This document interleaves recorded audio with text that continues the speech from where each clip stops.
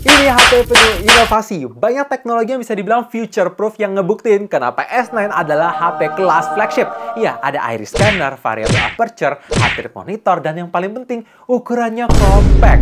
Buat kalian yang belum sempat beli, mungkin ini waktu yang tepat karena harganya murah banget. Tapi apakah masih layak dibeli? Nah, gue nekat nih pakai di tahun 2024, jadi langsung aja kita bahas. Let's check it out.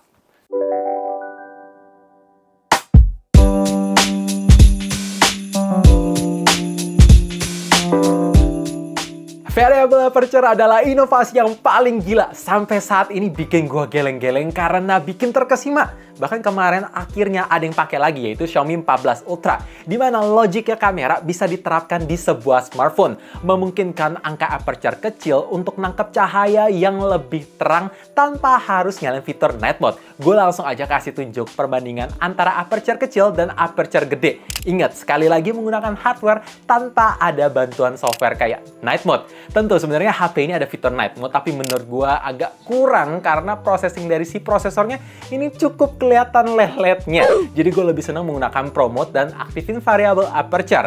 Oh ya, kalau misalkan kalian tanya, Bang, kalau dibandingin hasil fotonya sama S24 gimana sih?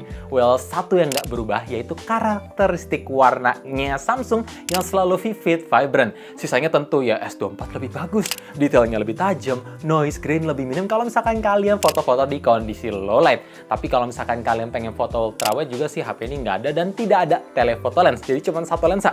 Tapi intinya tetap variable aperture tuh gila sih, unik banget, jarang yang pakai ini di sebuah smartphone.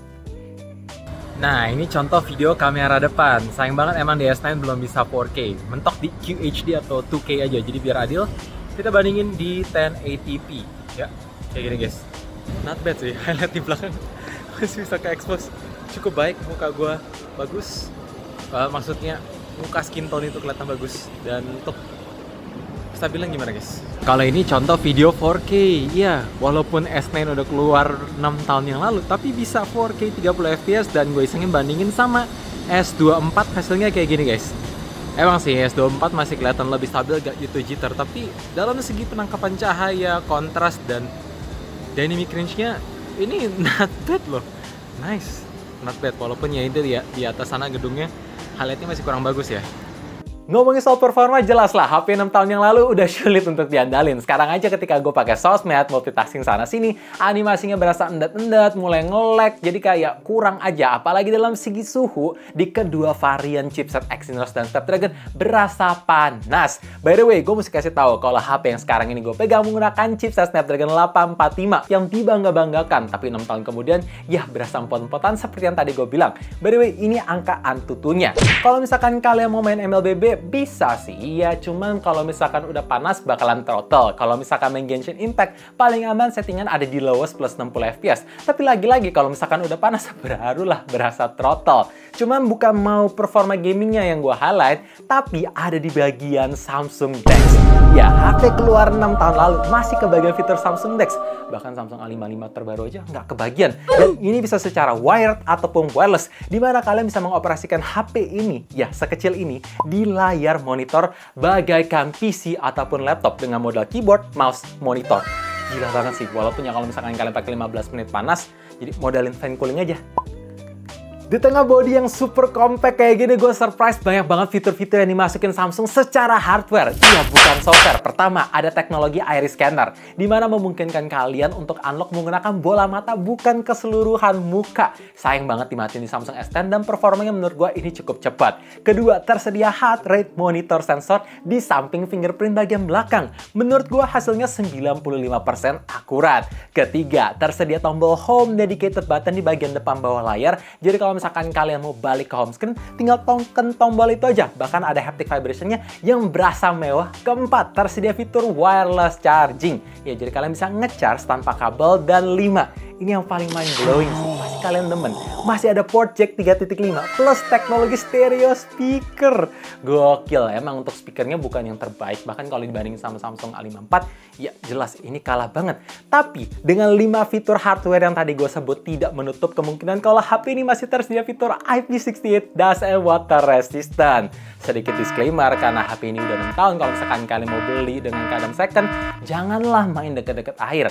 Nggak tahu kan historinya pernah dibongkar atau enggak, terus kalau misalkan main deket deket air rusak gak ada spare partnya, berabe. By the way, ngomongin soal build quality, ini solid banget sih. Bagian back cover menggunakan kaca asli yang masih bisa baret tentunya seperti yang bisa kalian lihat. Dan frame-nya terbuat dari metal.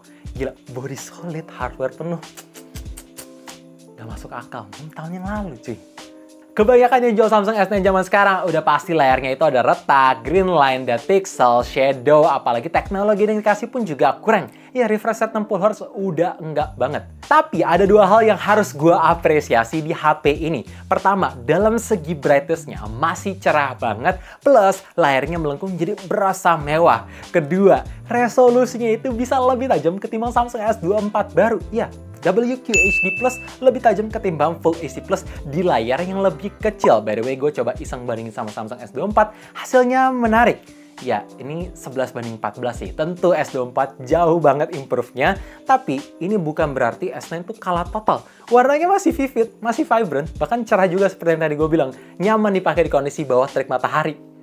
Terakhir, kalau kalian tanya, Bang, gimana soal ketahanan baterai? Yang ini merem aja, dipakai intense gaming, terus ditambah Samsung DeX, sehari bisa ngecharge 3-4 kali. Apalagi ngecharge-nya pun masih pelan. Ya, support 15 watt fast charging aja, belum 25 watt super fast charging. Jadi penuhin baterai dari angka 5-100%, 1 jam 20 menit. Ingat, ini baterainya bukan 4000 mAh ataupun 5000 mAh.